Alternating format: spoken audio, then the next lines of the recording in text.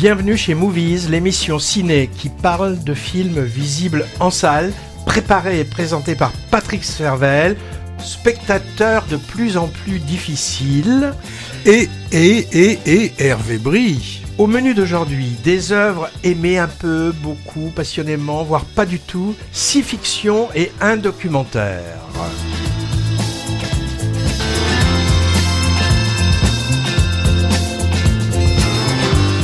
Alors, côté français, on a choisi de chroniquer 4 films. D'abord, Le Panache, quand Cyrano de Bergerac vient au secours d'un jeune qui bégaye. Pour apprendre la recette traditionnelle du comté, le fromage comté, on peut, et même on doit, nous dira Patrick, aller voir 20 dieux, premier long métrage qui sont bons, la vraie campagne. Diamant brut, premier long métrage également, nous montrons jusqu'où peut mener l'attrait de la télé-réalité chez une jeune femme avide de notoriété. Et ensuite, leurs enfants après eux, longue fresque adolescente pendant les années 90 tirée d'un prix Goncourt.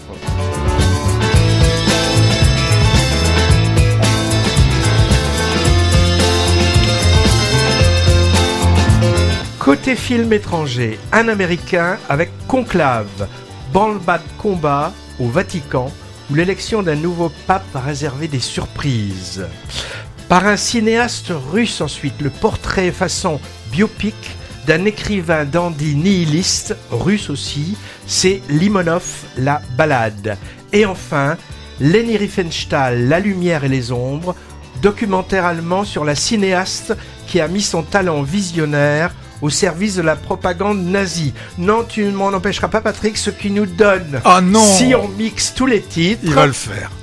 20 dieux, Le Panache de Limonov et Leni Riefenstahl, réunis en conclave, c'est du diamant brut.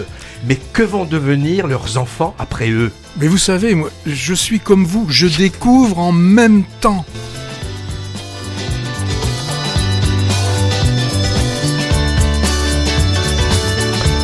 Sans oublier notre rubrique festival, après, avec un bref retour sur le panorama du cinéma d'Athènes, plus un mot sur 2 mini-festivals girondins à venir. Et les choix musicaux d'aujourd'hui sont uniquement français, non francophones. Alors Patrick, qu'est-ce que tu as dans ta hotte en premier ? Dans ma hotte, le premier objet, est-ce un cadeau ? On va voir avec ce que je vais vous dire. Mais le film s'appelle Leurs enfants après eux, un film des frères Ludovic et Zoran Boukerma.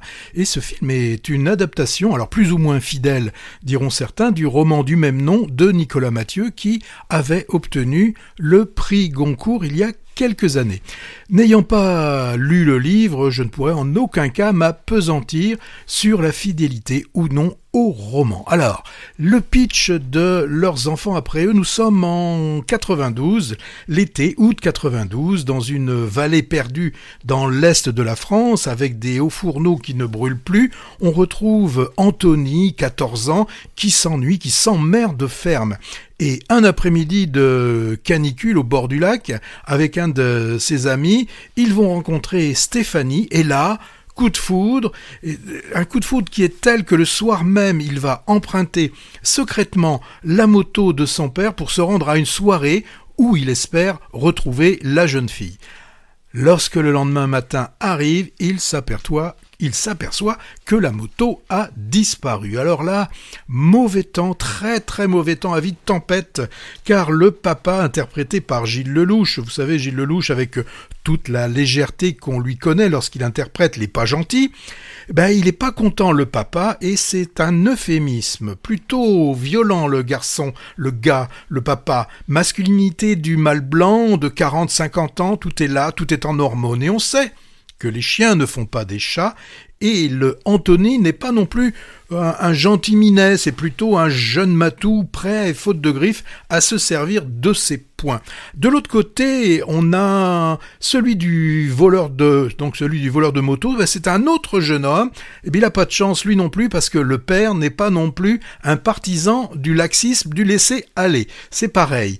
Là aussi, les poings ne restent pas dans les poches et on sort facilement le couteau, voire Donc on va suivre ces deux jeunes héros, enfin non, plutôt ces simples ados qui s'ennuient dans un monde déjà en perdition, des ados sans beaucoup de perspectives, et on va avoir droit à 4 chapitres, 4 époques, 4 étés, toujours autour du 14 juillet.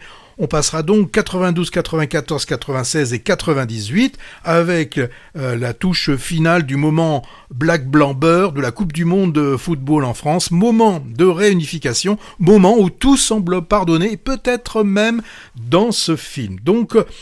Donc dans ce film qui, on a tous en tête, des fois des films de 2 heures, on se dit oh là là, j'aurais bien aimé que ça dure plus longtemps, et puis d'autres à peine 1h30, on se dit oh là là, ça paraît long.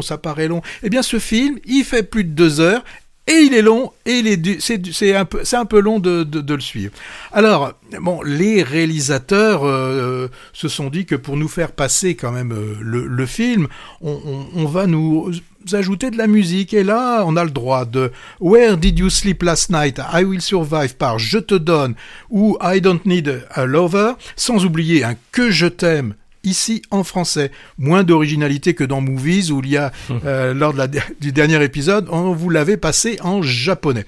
Donc la bande-son, je devrais dire plutôt une playlist de tous les succès de l'époque. Et j'ai été vérifié sur Cinésique, que je vous conseille, qui est un très très bon site sur lequel on retrouve les bandes originales de films. Eh bien, il y a au moins 25 titres qui nous sont proposés pendant ces 2h20. Ils ne sont pas tous en longueur, mais c'est vrai que... Oui, pour certains, on les a presque en intégralité. Et l'autre façon de remplir, c'est d'avoir une idée et de l'utiliser, donc avoir un thème et l'étirer au maximum. Pour celui-là, c'est une fois de plus, parce que ça, on en a beaucoup actuellement, ce sont les relations conflictuelles père-fils qui reviennent sous différentes formes et ceux des deux côtés, avec toujours m'aime-t-il, va-t-il m'aimer, m'a-t-il aimé, etc. Alors, je l'ai dit, les papas, les pères, c'est pas des tendres. Pour les mères, on n'en a qu'une, puisqu'il y en a une qui est, on pense qu'elle est, même c'est sûr, je pense qu'elle est décédée, et donc celle qui nous reste, c'est Ludivine Sagnier qui endosse le rôle. Alors, si je continue, au niveau de l'interprétation, moi j'ai eu une grosse déception, c'est Paul Kircher. Il m'avait vraiment épaté dans Le règne animal, et là, je me suis dit, mais son jeu, c'est assez limité en fait. Oui. Ce qui me semblait être une approche intéressante dans Le règne animal, j'ai l'impression de l'avoir retrouvé un peu ici. Et en plus, la caméra s'attarde très longuement sur lui. Et il a, je pense comme toi, un jeu monolithique. Alors, par contre, moi j'ai trouvé que l'autre acteur, l'autre jeune qui joue donc le jeune arabe, est interprété par Saïd Al-Alami. Moi j'ai trouvé qu'il s'en sortait mieux. Et je vous conseille, il sortira dans quelques semaines. On retrouve ce Saïd Al-Alami dans un film formidable qu'on a aimé aussi tous les deux, qui s'appelle La Pampa. Mais si je reviens au film Leurs enfants après eux, c'est surtout, je vais dire, il y a Gilles Lelouch qu'on sent qui est donc devant la caméra, mais on devine aussi qu'il a dû être un peu derrière, qu'il a fabriqué un peu son rôle et qui fait un peu du Gilles Lelouch. J'aurais aimé qu'il y ait un peu plus de retenue. C'est son rôle d'alcoolique, violent et tout ça. Bon, et qui aime quand même son garçon, c'est un peu dur. Alors, et puis j'ai eu de la difficulté avec l'histoire. Moi, j'ai pas trop cru à cette rivalité entre les deux jeunes protagonistes. J'ai trouvé ça très caricatural. Et puis c'est violent. Alors la violence, elle me gêne pas trop, mais pas quand elle est purement gratuite comme dans ce film. Donc vous l'avez forcément compris. J'ai pas trop aimé Leurs enfants après eux. Est-ce que je le sauve ? Disons que le problème de ce film, c'est qu'il nous arrive peut-être pas dans le bon timing. Il risque de souffrir de la comparaison avec le blockbuster français du moment, L'amour ouf, sorti il y a un mois. On ne peut que rapprocher les deux films. Ils sont partiellement situés à la même époque, les années 90. L'histoire est fractionnée en quelques temporalités bien marquées dans les deux films, où on a les années qui s'affichent, similarité de personnages adolescents ou jeunes adultes, issus d'un milieu populaire sur fond de crise sociale, on comprend aussi, histoire d'amour compliquée dans les deux cas, Raphaël Quenard en second rôle. Je l'avais oublié, il nous fait une quenardise encore. Et enfin, utilisation importante identique d'une bande musicale marqueur des époques traversées. Comme tu l'as dit, ce sont deux films tous les deux, jukebox, avec finalement des clips musicaux dedans. C'est ça qui rallonge aussi les films. Bon, ça fait beaucoup de points communs, plus la durée au-delà largement de 2 heures. En plus de ça, on les rapproche aussi d'une façon subliminale, puisque Gilles Lelouch, réalisateur de L'Amour fou, joue un personnage important dans Leurs enfants après eux. Alors la comparaison, elle se fait au détriment de ce dernier, pour lequel j'ai moyennement marché aussi.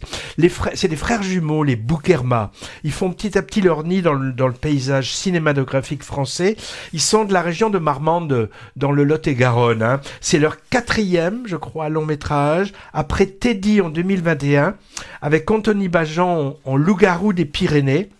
Et aussi L'année du requin, en 2022, un genre de relecture comique des Dents de la mer sur les côtes landaises qui avait un peu pris l'eau, je me souviens. Alors autre chose, moi je sais pas toi Patrick, mais moi je me suis demandé s'il y avait ou pas dans cette histoire un sous-texte sur l'homosexualité pas assumée du personnage principal. Il a du mal à conclure et à s'engager avec sa relation amoureuse féminine et on lui sent une sorte de fascination envers le jeune garçon charismatique qui est son ennemi. Je ne sais pas s'il y était ou pas, mais c'est un peu dans l'air du temps. On aborde ces sujets dans beaucoup de films maintenant. Oui, on a vu dans beaucoup de films tout à l'heure.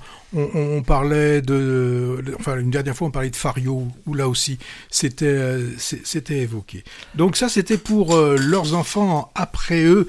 Bon. Va-t-on avoir un peu plus de chance avec ce film que je n'ai pas vu, qui s'intitule Le Panache. Sorti il y a 2 semaines, qu'on peut classer au rayon comédie dramatique et aussi feel-good movie, sans doute.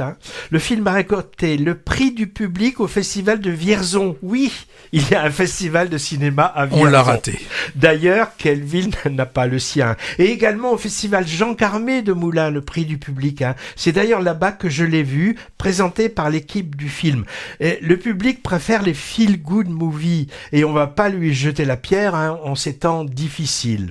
Le scénario est tiré d'une pièce de théâtre qui s'intitule Dans la peau de Cyrano. Voilà d'où vient le panache du titre.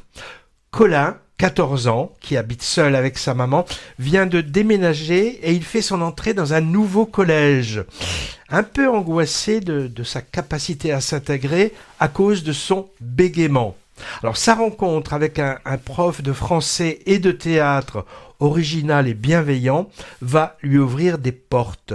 Durant toute son année scolaire, on va le suivre s'ouvrir à la culture, à l'amitié, à l'amour et à l'indépendance.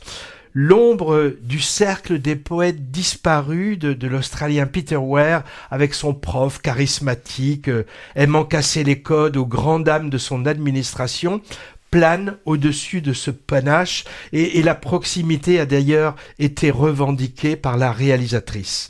Il y a aussi ce désir de mêler larmes et rire dans un récit pédagogique, alors un peu édifiant certes, mais qui assume son côté premier degré efficacement.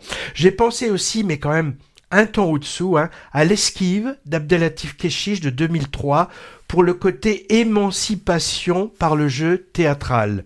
Et puis le britannique Le Discours d'un roi de 2011 vient aussi à l'esprit pour le thème de la difficulté d'élocution à surmonter.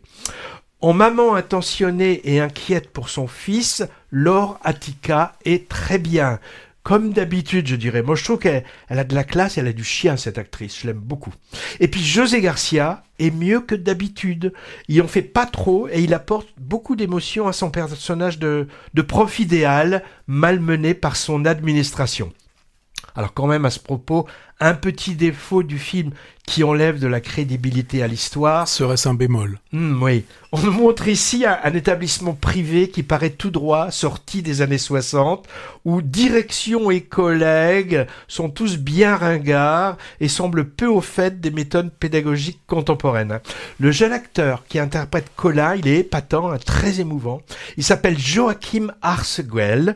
Je ne sais pas s'il est vraiment bègue en réalité, mais il joue très bien sa partition et il rayonne. C'est le 4e long métrage de la scénariste et réalisatrice Jennifer De Volder. Tu connais son précédent qui datait de l'an dernier, moi je l'ai pas vu, c'était Sage Homme. Oui, c'était sympa comme film, très sympa. Tu en avais bien parlé, je crois, et un feel-good movie aussi finalement. Oui. Voilà. Ta critique doit être bien rangée quelque part dans nos podcasts. Hein. Alors encore une histoire qui se déroule en milieu scolaire, me direz-vous? On en a eu beaucoup récemment, venant de partout. J'ai la liste, elle est incomplète. L'américain Winter Break, le coréen L'Innocence, l'allemand La Salle des Profs, le hongrois L'Affaire à Beltrem, et puis côté français, Comme un fils, Pas de vague, Amal un esprit libre, Langue étrangère, et encore, ça c'est uniquement les 12 derniers mois. À venir dans quelques semaines, tu te souviens, le suédois La Convocation, plutôt étonnant, hein. L'école est décidément un lieu propice aux fictions cinématographiques pour décrire le monde et ses troubles et ses espoirs aussi. Hein. En tout cas, le panache simple et sincère, sans fioriture, ne démérite pas. Et puis un film qui rend hommage à Edmond Rostand, avec dedans quelques magnifiques tirades de Cyrano, c'est toujours bon à prendre. À noter, un clin d'œil à nos auditeurs auvergnats, et ils sont légion, hein. Le film a été tourné à Clermont-Ferrand, mais franchement, ça se voit peu à l'écran, hein. Alors c'est très drôle quand tu dis qu'il y a beaucoup de films qui se passent dans le milieu scolaire, avec où la rédemption souvent passe par le théâtre, le chant, les choses comme ça. Et après, tous ces jeunes, on les retrouve où? On les retrouve en prison, puisque on a exactement la même chose avec un triomphe ou d'autres trucs qui se passent où on voit les prisonniers qui arrivent à sortir par le théâtre. Par le théâtre, voilà. J'en dis des bêtises, hein. Ouais.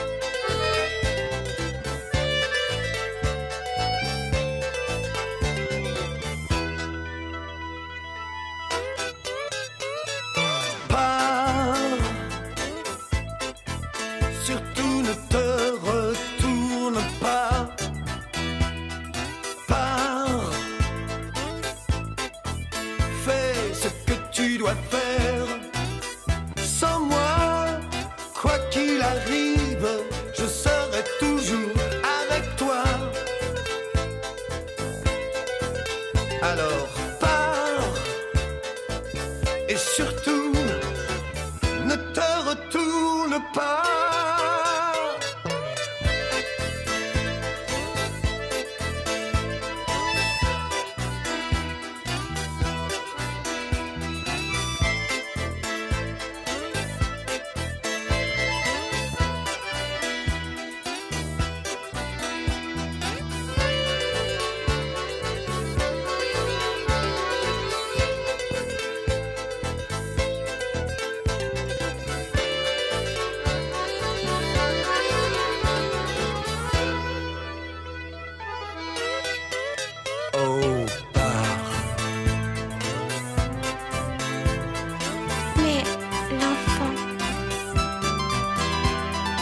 L'enfant, mais il est là, il est avec moi.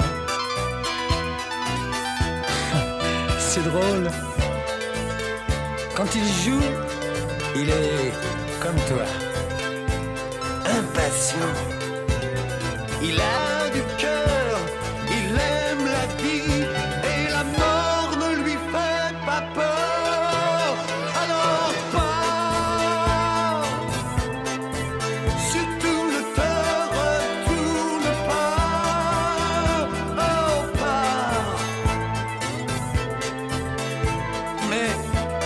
Lolita.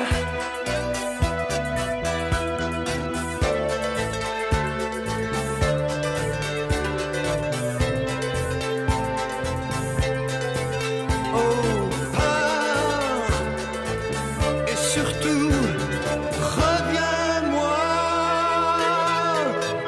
vite.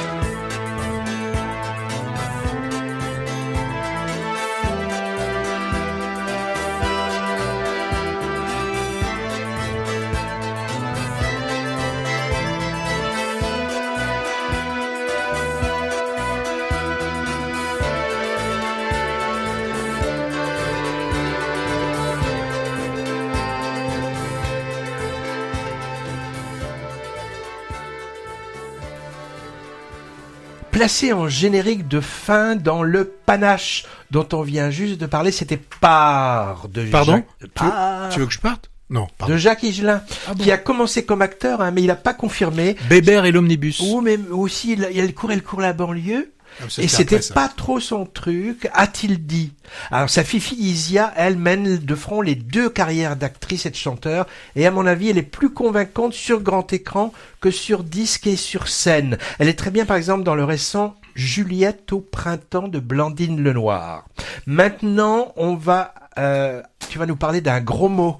Oui, alors pour un film qui s'appelle 20 dieux. Et le film, il débute par un long plan séquence. On a la caméra qui déambule au milieu d'une foule, d'une fête de village, de la campagne, on va la prendre de la campagne jurassienne. Et là, tous les protagonistes du film sont déjà là.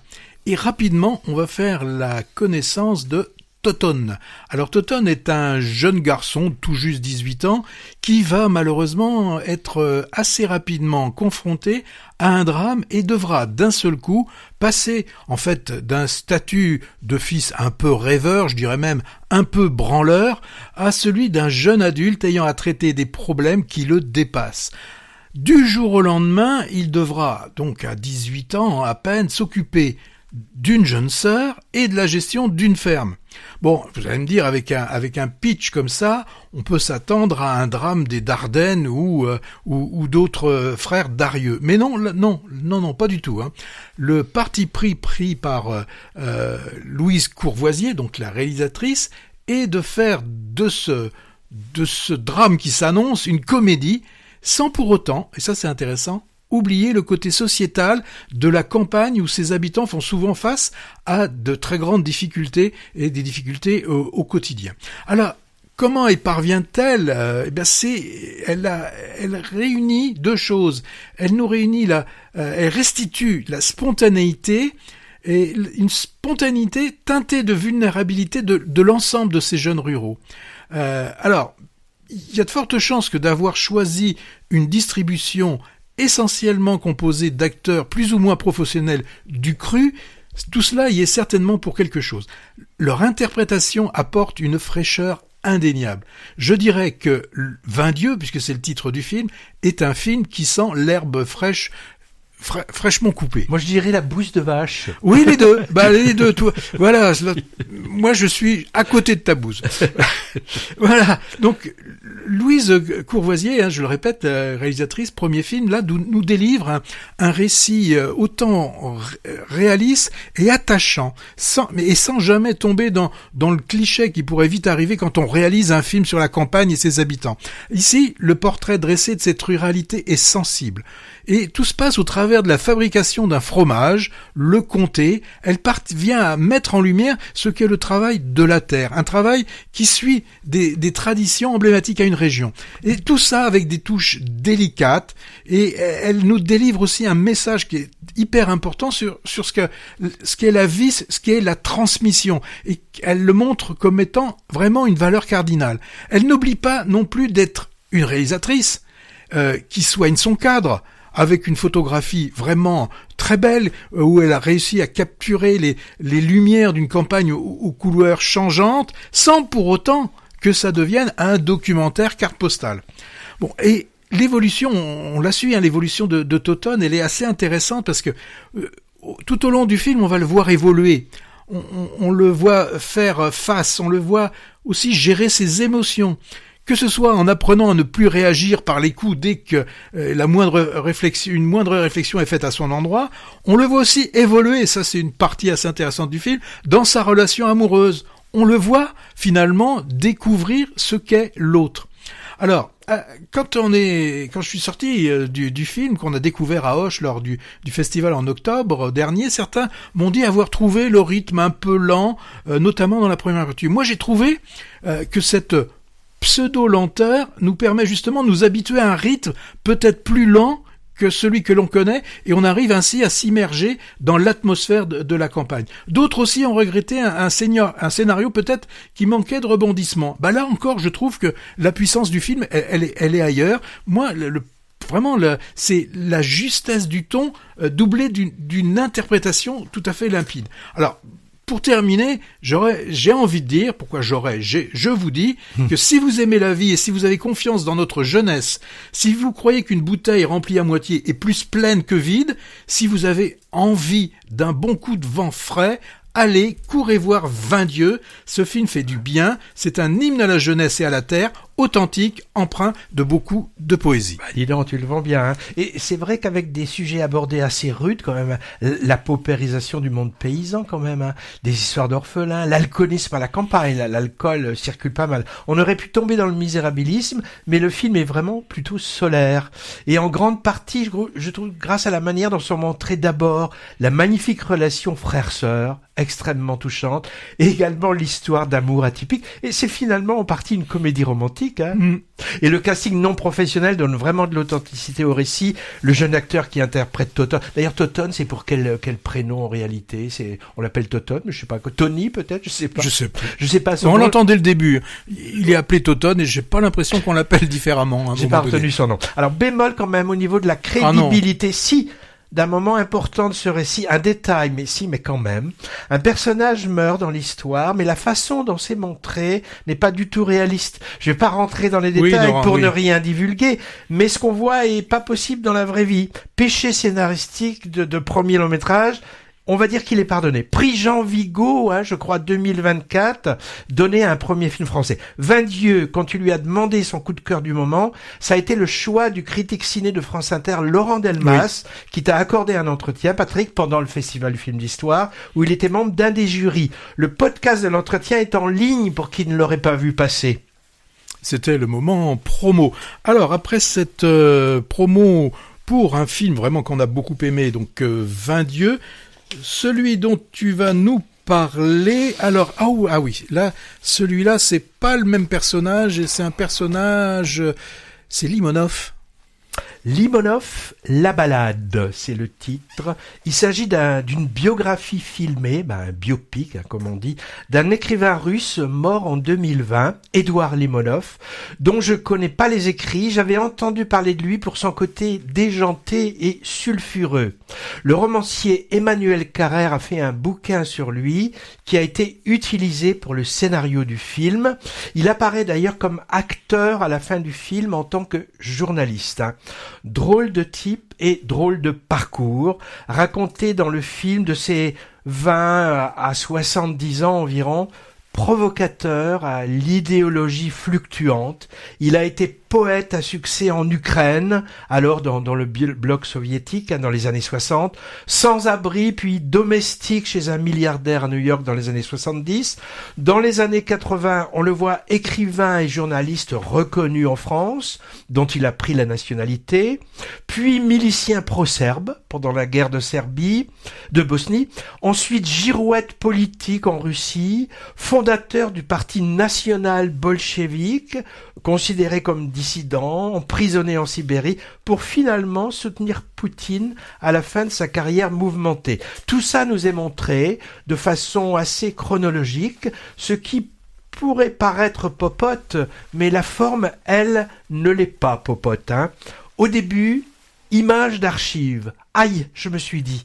Encore un film qui va utiliser les béquilles documentaires pour raconter dans une fiction le parcours de quelqu'un. En fait, je me suis fait avoir, ce sont des fausses archives. Ensuite, dans le même ordre d'idées, plein d'inventions pour suivre le parcours mouvementé du personnage, avec des trouvailles formelles originales pour passer d'un endroit à un autre, d'une séquence à la suivante, et des rajouts de choses graphiques sur la pellicule, différents formats et différents grains d'image. Bref, c'est pas banal. Et puis très belle bande musicale, avec beaucoup de Velvet Underground et de Lou Reed et un peu de Sex Pistols. Limonov est incarné par un acteur britannique qui s'appelle Ben Whishaw, impérial, grand dadais, qui apporte beaucoup de charisme à son personnage de dandy nihiliste. Il a été révélé, celui-là j'ai vu après, au cinéma en personnage de grenouille dans Le Parfum, adaptation du roman de Patrick Süskind. Et il joue dans les derniers James Bond, un méchant je crois. Un mot sur le réalisateur, Kirill Serebrennikov, 55 ans. Son genre de prédilection, c'est le biopic, celui-là. Moi, j'ai découvert son travail en 2018 avec Leto. C'était le portrait plutôt poétique en noir et blanc du leader d'un groupe de rock russe, avec de très beaux ajouts d'animation par-dessus les images. Ensuite, La fièvre de Petrov en 2021, viré, alcoolisé, halluciné, dans un Moscou fantasmé, bourré d'inventions formelles, véritable tourbillon d'images et de sons qui m'avait vraiment emballé. Limonov, c'est son 10e long-métrage, il tend un peu vers ça, mais je trouve qu'il est moins réussi. Alors il semblait, ce réalisateur, avoir perdu un peu le mojo dans son film précédent. Ça s'appelait La femme de Tchaïkovski, il y a 2 ans, biopic de l'épouse du compositeur russe. Ça, c'était lourdingue et pas passionnant. Et là, le formalisme tournait un peu à vide, j'avais trouvé. Alors, ce réalisateur a été plusieurs fois assigné à résidence dans son pays, en passant par la case prison. Par exemple, il n'a pas pu voir Leto ou La fièvre de Petrov, qui avait été présenté à Cannes en compétition. Persécuté par le pouvoir, il a quitté la Russie en 2021 pour s'installer à Berlin, je crois. Alors, pour terminer, gros point noir du film quand même, tous les dialogues sont en anglais, que l'action se déroule en URSS, aux États-Unis, en France ou en Russie, et là ça coince. Voir tous ces personnages, notamment les personnages du peuple, parler anglais avec un accent russe, c'est quand même un peu gênant. Et aussi ce choix d'un acteur britannique dans le rôle titre, même s'il est bon. C'est évidemment pour que le film soit plus facilement distribué dans le monde entier, mais ça enlève gravement du réalisme au portrait de ce Limonov. Finalement, un genre de Welbeck russe, on peut dire, pour le côté nihiliste, provocateur, mais en plus joli que notre Welbeck quand même. Voilà pour cette balade de Limonov, visible sur grand écran depuis quelques jours. Je crois que t'as pas trop marché au film, Patrick, toi. Alors, autant j'ai bien aimé justement le travail qu'il y avait sur les formats, le grain, les longs plans séquences, mais vraiment intelligents, avec les décors qui changent. On voit le personnage passer d'un décor à un autre. Ça, j'ai trouvé ça intéressant. On aurait pu penser un peu ce que fait des fois Wes Anderson quand il s'amuse justement à jouer, par exemple, avec les formats. Mais le personnage est tellement désagréable. Il est pas sympathique, c'est vrai. C'est pas qu'il est pas sympathique, il est complètement antipathique. Et le plus beau film fait sur Hitler m'intéresserait pas. Ah, ça dépend. Donc là, ça m'a beaucoup gêné. Alors je suis comme toi aussi, le fait de faire parler. Alors c'est pas le fait de faire parler les Russes en anglais. Pourquoi pas? Avec l'accent russe. Mais c'est avec cet accent. Moi, je me souviens aussi la fois où j'avais vu pour la première fois Ben-Hur, mais en version originale, donc version américaine. C'était dans les années 30, 40? Non, l'autre, celui des années 60. Et j'avais été aussi surpris à un moment d'entendre un tribun qui disait « Ladies and gentlemen ». C'est vrai, je ne mens pas. Là, ça m'avait paru bizarre. Alors, faut-il, dans ces cas-là, que le film soit en latin? Je sais pas. Il y en a un qui avait fait un film en latin, c'est sur Jésus-Christ, là. Oui. Je me souviens plus. Il était en araméen, même. Oui, c'est celui qui est... Mel Gibson. Mel Gibson, c'est dire Mad Max. On s'éloigne du sujet. C'était pour la balade Limonov. Bah oui, mais on a le droit aussi de s'égarer, non? Pourquoi on s'égarerait pas? à ceux qui n'en ont pas, à ceux qui n'en ont pas. Rosa, Rosa, quand on fout le bordel tu nettoies. Et toi, Albert, quand on trinque tu ramasses les verres. Céline, Bataire, toi tu te prends des vestes au vestiaire. Arlette, arrête, toi la fête tu la passes aux toilettes. Et si on célébrait ceux qui ne célèbrent pas, pour une fois j'aimerais lever mon verre à ceux qui n'en ont pas, à ceux qui n'en ont pas.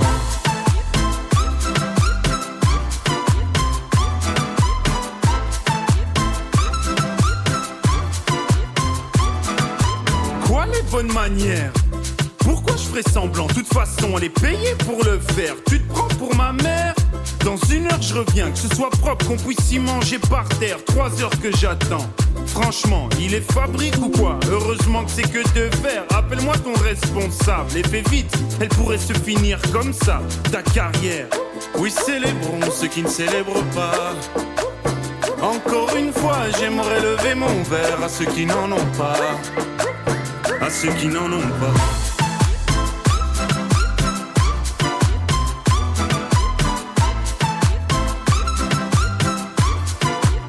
À ceux qui n'en ont pas.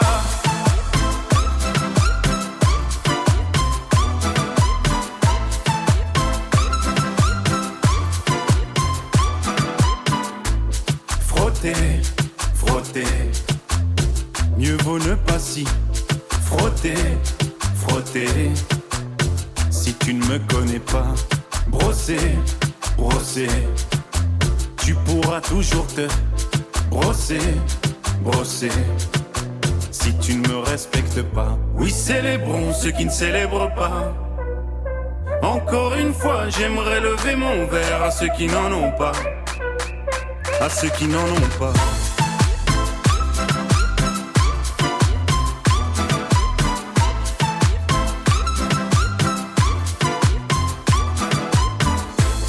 Pilote d'avion ou infirmière, chauffeur de camion, hôtesse de l'air, boulanger ou marin pêcheur, un verre aux champions des pires horaires, aux jeunes parents bercés par les pleurs, aux insomniaques de profession, et tous ceux qui souffrent de peine de cœur, qui n'ont pas le cœur aux célébrations.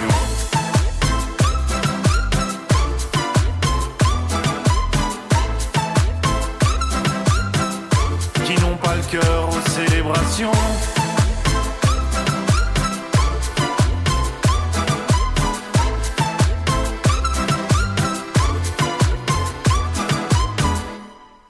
Pour son documentaire récent avec Gilles Perret au boulot, François Ruffin tenait à mettre des chansons populaires que les gens chantent quand ils entendent les premières mesures. Il a donc placé ce titre de Stromae, Santé, où l'artiste lève son verre à ceux qui n'en ont pas, raccord avec le sujet du film dont on a parlé en très bons termes dans une émission précédente et encore un peu à l'affiche dans quelques salles partout en France. Alors, après les bousses de vache de Vindieu, on arrive à des bijoux. Alors, je donne le titre dès le début, sinon Hervé va encore me le faire remarquer. Donc, ce film, tu le notes bien, s'appelle Diamant Brut. Aspirer à être célèbre, c'est le souhait de Liane, une jeune fille de 19 ans qui vit avec sa maman et sa jeune sœur quelque part auprès de Fréjus, dans le Var. Alors pour Liane, les réseaux sociaux, la télé-réalité sont les moyens pour arriver à être célèbre. Son but, c'est avoir des gens qui l'aiment et surtout être capable de comptabiliser. Et pour comptabiliser ceux qui l'aiment, le mieux, le fin du fin, c'est d'avoir des followers. Alors, elle est bien sûr sur les réseaux sociaux et à un moment donné, elle va apprendre une nouvelle qui va l'emballer. Un casting est proposé pour une émission de télé-réalité qui s'appellerait L'île Miracle. Alors, va-t-elle réussir ? Eh bien, la réalisatrice nous propose de suivre, alors un petit peu comme dans un principe d'une Cléo de 5 à 7, sauf que là, c'est sur plusieurs jours. On va la suivre, cette Liane, Et on va la voir au début, donc passer ce casting où la productrice va lui dire « Ouais, c'est pas mal ce que tu fais, je pense qu'on va te prendre, reste comme ça, il faut te faire remarquer, il faut que tu aies des followers, je vais voir avec ceux qui font l'émission et on te rappelle dans quelques jours, mais tu vas voir, ça va le faire. » Alors, est-ce qu'elle va réussir ? Bon, bah ça, vous le saurez en allant voir le film d'Agathe Ridinger, je sais pas comment on le dit, ça dépend d'où elle vient, et je veux vous dire qu'elle fait pas dans la délicatesse. Elle a choisi un esthétisme pour son film qui est trop appuyé, enfin selon moi. Caméra à l'épaule qui n'arrête pas de sursauter, quand on veut donner l'impression que le film est, on suit l'action et que là on est très tendu, on sursaute. Des couleurs hyper saturées, un montage hyper nerveux, même hyper nerveux c'est pas encore assez suffisant, ça n'arrête pas de bouger. Alors, ça peut marcher, hein. Ça peut marcher. Moi je pense au dernier Reine du drame, les couleurs, elles y étaient. Oui, elles y étaient, mais pour un propos, il y avait du sens derrière. On n'était pas dans une véritable réalité. Alors que là, on a l'impression que la réalisatrice, à un moment donné, elle a été influencée, par un cinéma des Dardennes, comme Rosetta, mais en 99, les deux frangins, ils arrivaient à filmer Émile Dequesne en restituant l'urgence de vie dans laquelle elle vivait. Là, alors une fois que j'ai passé l'esthétisme du film, si je vais au scénario, alors un scénario mais d'un prévisible, mais c'est pas possible. Et franchement, je vais vous dire, qu'elle soit prise ou non, mais on s'en fiche un peu, on s'en fiche même, je veux dire complètement. Bon, je mens un peu, on a envie de savoir parce que si on sait, ça nous indiquera qu'on sera proche de la fin du film, et donc on se dira, le calvaire sera vite terminé. Alors, c'est sûr, Agathe, elle a voulu mettre en lumière les codes d'une télé-réalité frelatée, mais le traitement est tellement excessif. La productrice, mais c'est une caricature. C'est vraiment, là, je vais sortir un mot, c'est très manichéen dans ce film. Qu'y a-t-il d'autre ? Ce qui aurait été intéressant, c'est que la réalisatrice s'intéresse plus au pourquoi de ce besoin d'être célèbre. Alors elle nous propose juste, et là on l'a dans tellement de films, le manque d'amour d'une mère qui ne la pousse pas, qui la reconnaît pas, un père absent. Bon, ça commence à devenir un petit peu court. Donc pour moi, manque d'originalité, manque de profondeur, côté artificiel. Alors on va me dire, ah oui, mais il y a le jeu de Malou Kebizi qui interprète Liane. Faut le dire franchement, elle interprète ce qu'on appelle, quand on est sur Marseille, le rôle d'une cagole. Parce elle que le fait bien. Elle le je fait. Demande, j'ai pas elle le fait bien. Elle prend tout à fait ce rôle quand même assez ingrat. Parce qu'on la voit suivre toutes les injonctions des influenceuses des réseaux locaux, jusqu'à arriver à se faire violence à son corps. Bon. Pour moi, ce film, c'est pas un diamant, c'est du fake, c'est une imitation. On va me dire, c'est représentatif de la génération actuelle. J'en sais rien, mais en tout cas, c'est vachement mal foutu. Mais est-ce que ça dénonce ou pas la télé-réalité, les réseaux sociaux, ou est-ce oui, que mais c'est bienveillant, je sais pas. Non, c'est pas bienveillant, mais la critique est un peu trop simpliste. Si je reviens aux Reines du drame, quand on voit celui qui fait le casting, il est très drôle, ce produit. Oh, Mashoud, c'est super, etc. Là, c'est intéressant. Alors que quand tu vois le film, c'est vraiment non, c'est pas. Oui. Moi, je l'ai pas vu. A priori, le thème ne m'intéressait guère, mais c'est une mauvaise raison de ne pas aller voir un film, de dire l'histoire m'intéresse pas. J'irai peut-être quand même, malgré ce que tu dis. Oui. Alors, mais toi. Alors là, toi. Alors là, on change complètement. On passe dans le clergé. On passe dans le clergé avec Conclave. Alors, j'avais pris plein de notes sur ce film vu en septembre, mais je les ai perdues. Donc, je n'ai rien à dire dessus. Bon, allez, si, j'ai fait un effort de mémoire. Le mot conclave, je pense que pas mal de monde sait de quoi il s'agit. C'est une assemblée de cardinaux réunis en huis clos. Où ils font de la fumée. Oui, pour élire un nouveau pape choisi parmi eux. C'est ce qu'on va voir dans le film, montré façon thriller, ou plutôt Agatha Christie, voire même Game of Thrones au Vatican. Alors, quand le pape décède de façon inattendue, le cardinal Lawrence est chargé d'organiser la sélection du successeur. Et ce ne sera pas de tout repos, entre tractations géopolitiques, ambition plus ou moins larvée, lutte d'influence des conservateurs et des progressistes, coups bas, voire machination et secrets compromettants dévoilés petit à petit. On assiste à plusieurs votes anonymes, successifs, et une montée du suspense à chaque dépouillement. Est-ce qu'on va voir un jour une fumée blanche ? Vous le saurez, on allait voir le film. Le huis clos théâtral est plutôt bien mené.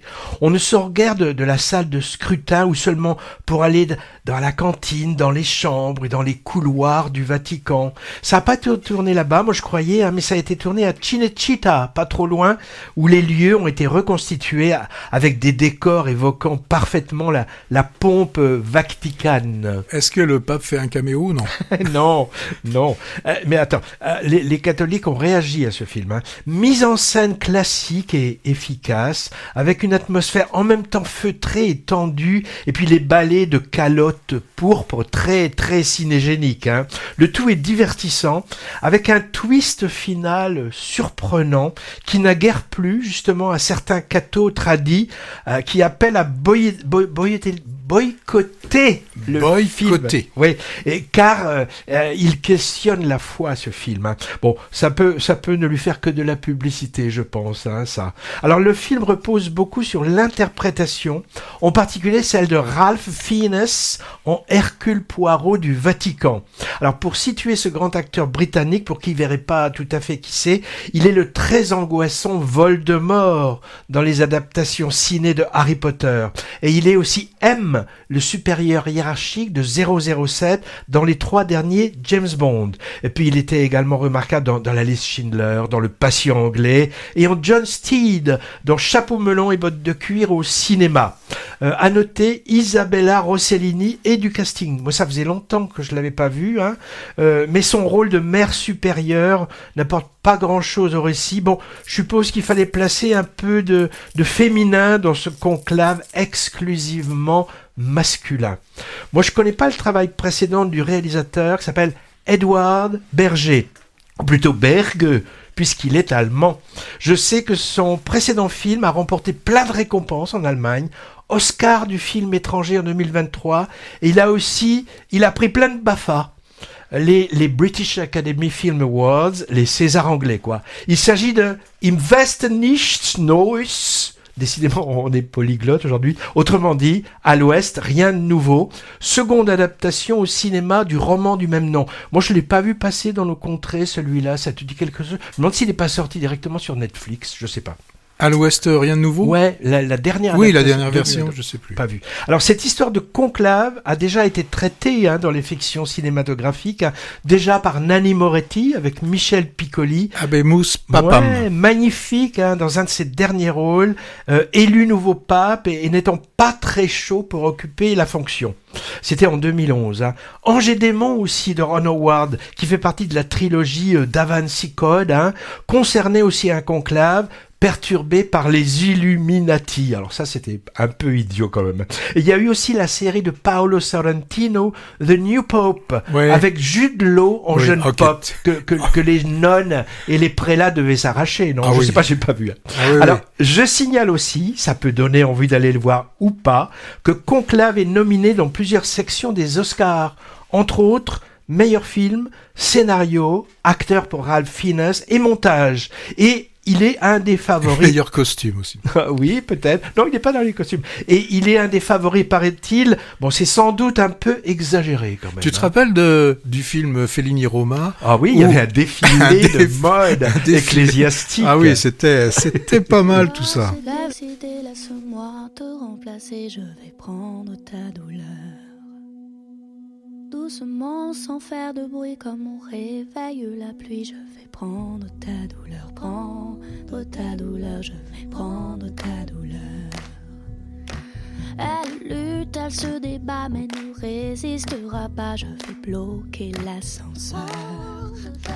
Je vais prendre ta douleur.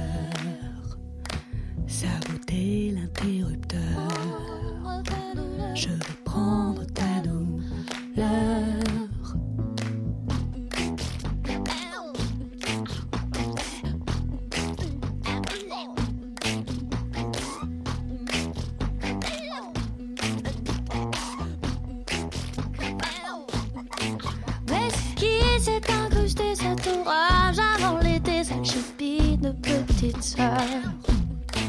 Je vais tout lui confisquer, ses fléchettes et son sifflet. Je vais lui donner la fessée. Je vais prendre ta douleur, la virée de la récré. Je vais prendre ta douleur. Mais c'est qui cette héritière qui se baigne, qui se terre dans le tiède de terrain? Je vais la priver de dessert, lui faire mordre la poussière de tous ceux qui n'ont plus faim. Je vais prendre ta douleur de tous ceux qui n'ont plus rien. Je vais prendre ta douleur. Dites-moi que fout la science quand se pond entre nos pensées. Tu as mal là où t'as peur, tu n'as pas mal là où je pense. Qu'est-ce qu'elle veut cette connasse, le beurre ou l'argent du beurre? Que tu vives ou que tu meurs, faut qu'il crève de bonheur ou qu'il change de godasse, ou qu'il croule sous les fleurs, change de couleur. Je vais prendre ta douleur, je vais jouer au docteur. Je vais prendre ta douleur. Dites-moi que fout la science quand se pond entre nos pensées. Tu as mal là où t'as peur, tu n'as pas mal là où je chante.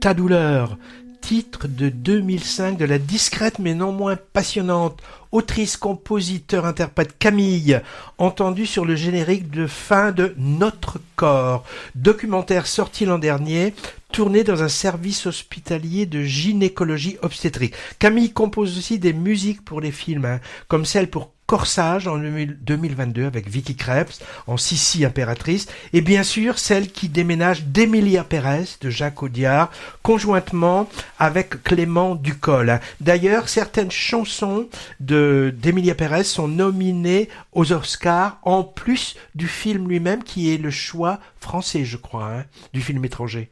Oui. Je crois bien. Oui, certainement.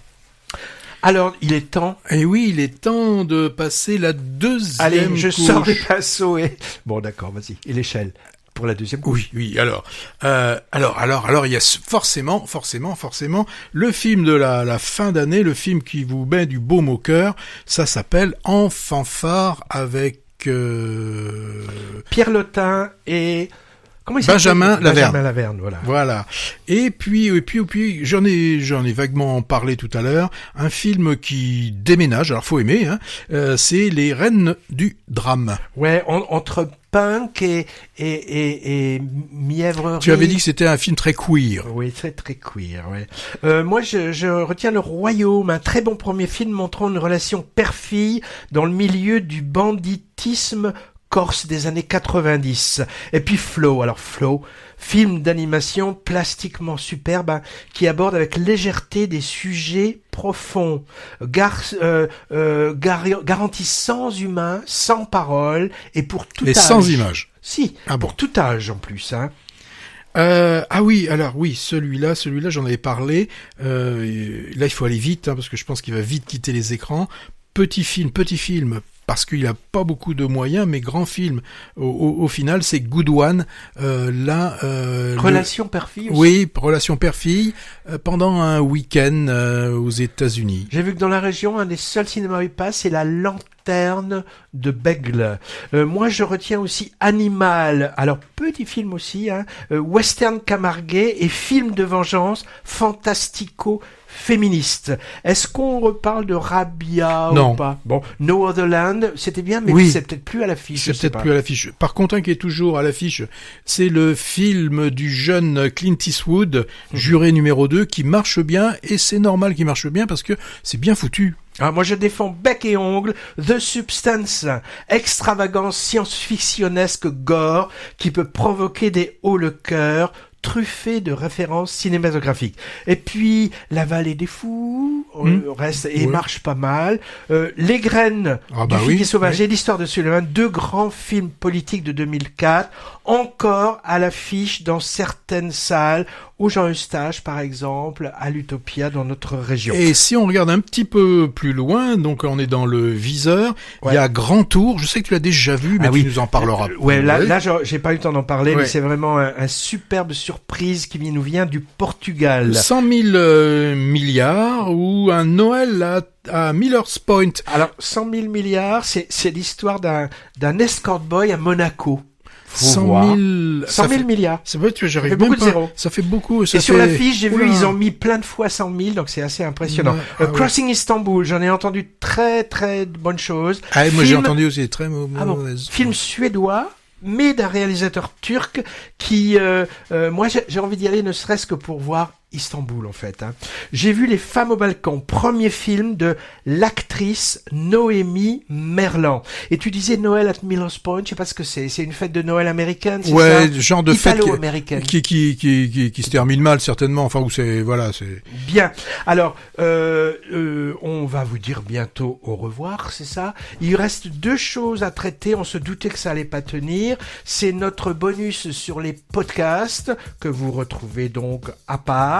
Et bon choix de notre part, n'est-ce pas?